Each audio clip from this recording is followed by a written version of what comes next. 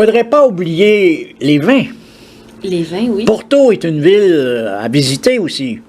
Oui, c'est totalement différent. Alors, Lisbonne, on a beaucoup les monuments historiques, on a le fado, parce que c'est là où il y a le plus grand nombre de maisons de fado. Mais Porto, ben là, on se retrouve un petit peu plus dans la nature aussi. Donc, c'est une région beaucoup plus verte. Et très joli à visiter également. Évidemment, ce qu'il ne faut pas manquer à Porto, c'est faire le voyage sur le Douro.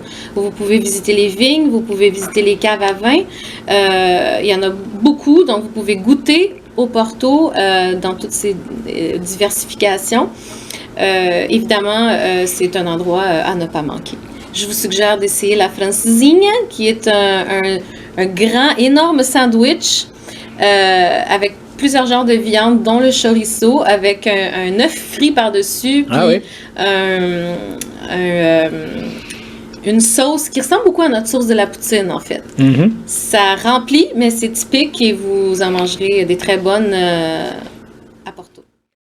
Lors de mon premier voyage au Portugal en 1981, j'ai traversé le pont Dom Luís sur le Douro pour me rendre à l'usine de Sandeman dans le village de Vila Nova de Gaia, où on permet au vin de fermenter dans des barils de bois.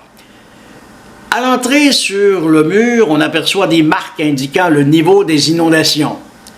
Sandeman est une des grandes maisons produisant des vins Porto et qui compte plus de 240 ans d'histoire.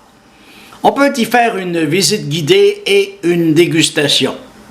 Porto étant considérée comme la seconde capitale du pays, elle attire les touristes de partout. Si vous arrivez en train, vous serez d'abord ébloui par la gare San Bento, ça s'écrit S-A-O Bento, dont les murs sont ornés de grands azulejos, ces tuiles blanches et bleues caractéristiques du Portugal.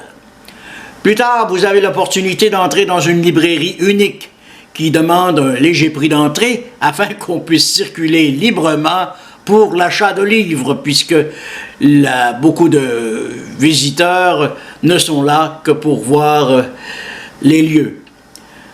Mon seul regret, c'est de ne pas avoir fait la croisière sur le Douro, ce qui est fort apprécié des visiteurs. La ville elle-même est intéressante à arpenter.